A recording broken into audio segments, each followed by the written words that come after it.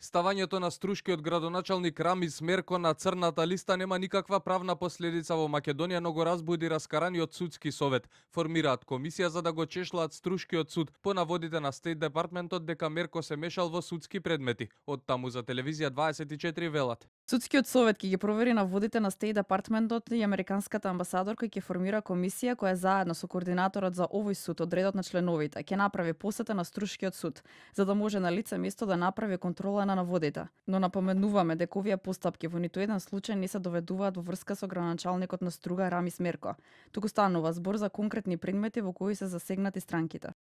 Но експертите не очекуваат голема реакција дома. Професорот Гордан Калаџиев за телевизија 24 вели дека ставањето на странските црни листи нема правно значење, но правно-политички значи сериозна опомена дека е општо познато кои се личностите кои се корумпирани. Тој не очекува да се преземе нешто, се додека на власт се политичари кои во своите канцеларии се фотографираат со машина за броење пари. Според него оставки од централната власт или од Мерко нема да има.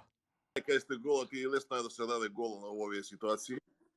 Меѓутоа нема политичка волја, затоа што веројатно степен на корумпираност е во повеќе слоеви, од највисоките структури до доле во власта. И локалната власт на силните политички партии е особено корумпирана. И порано сме добивале вакви опомени и конкретни личности. До сега се покажува дека реакциите кај нашите државни структури и институциите се и натаму да се прават дека не знаат што им се кажува.